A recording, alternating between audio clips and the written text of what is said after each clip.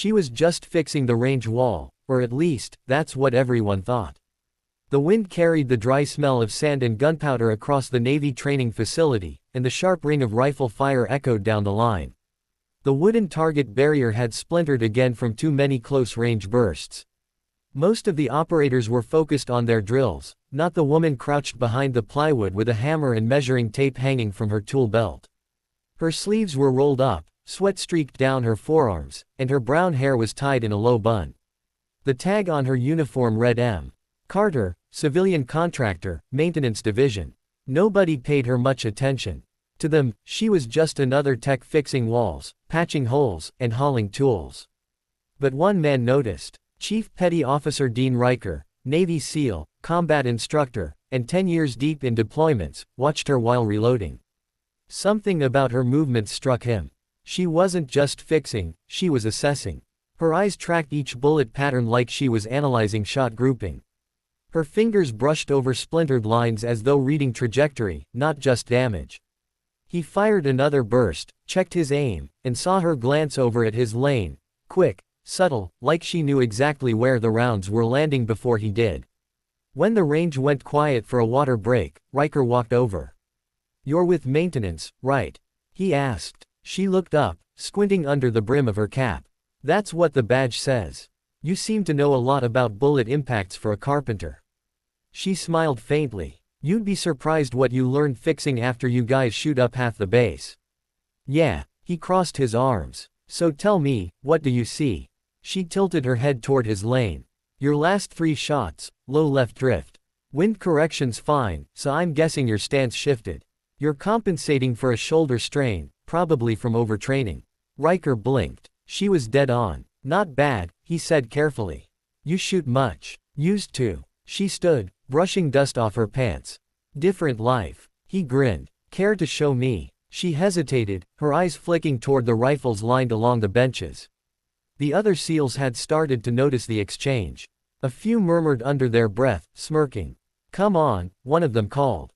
"Let's see if maintenance knows which end of the rifle points forward."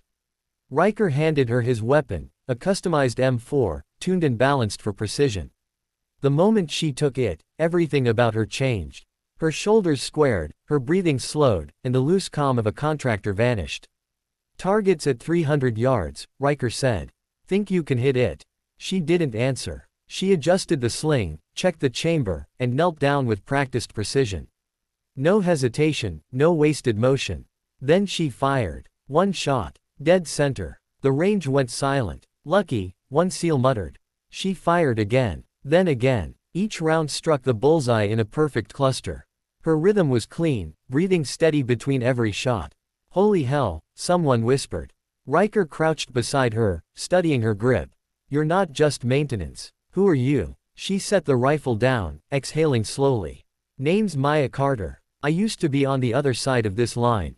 Riker frowned. "Other side?" "SEAL training, 10 years back.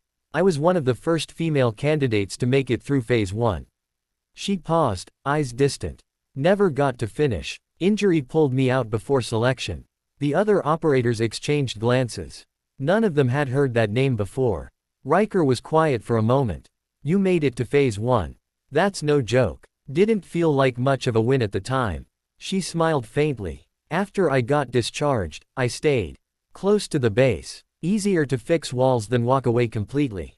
Riker looked down at the targets, still trembling from her last shot. "You ever miss it?" "Every day." A few SEALs, curious now, gathered around. One of them, Torres, tossed a rifle toward her. "Bet you can't do it with this.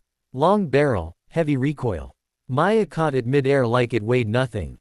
She glanced through the scope, adjusted the sight by instinct, and took a knee again.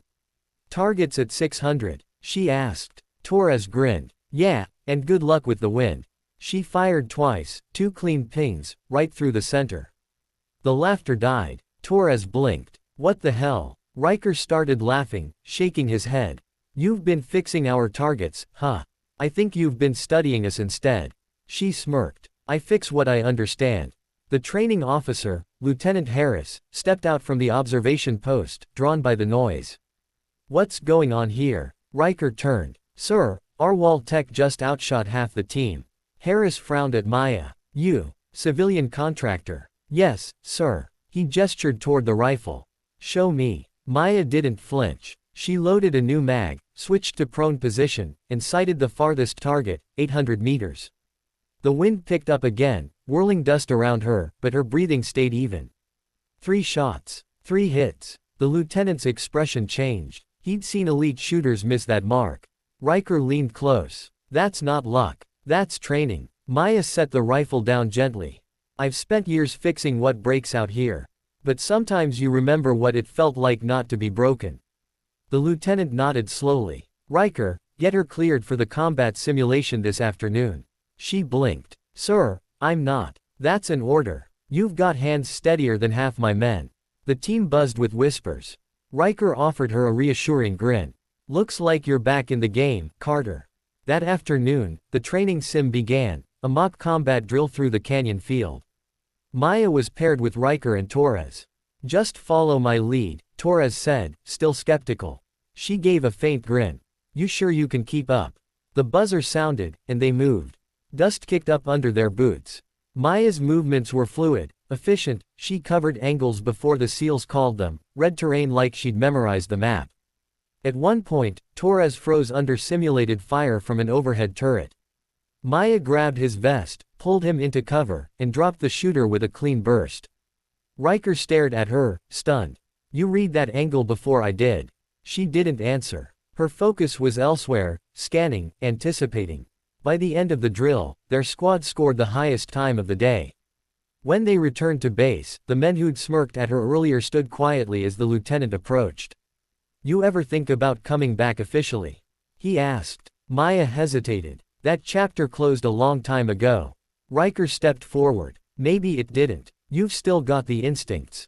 Hell, you've got the edge most people lose after their first mission. She smiled, faint and tired.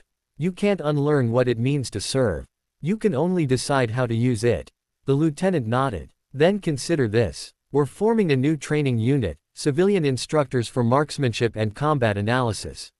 You'd fit perfectly. For the first time in years, Maya felt something shift inside her. The wind carried the smell of gunpowder again, but it didn't sting anymore. She looked at the rifle Riker had handed her that morning, still resting on the bench. Slowly, she picked it up and returned it to him. Thanks for the loan, she said. He smiled. Keep it. Looks better in your hands. She glanced at the target line, sunlight flickering over the walls she'd once only fixed. Maybe this time, she wasn't just patching holes. Maybe she was rebuilding something else, herself. Title: She was just fixing the range wall, until a Navy SEAL handed her his rifle. Description: When a quiet base contractor surprises an elite SEAL team with her flawless shooting, her past as a forgotten trainee resurfaces, and so does her purpose. Hashtags: Hashtag military fiction, hashtag Navy SEAL, hashtag female sniper, hashtag action drama, hashtag war story, hashtag comeback. Keywords: Navy SEAL story, female soldier, shooting range, redemption, sniper, training ground, strong female lead, military fiction.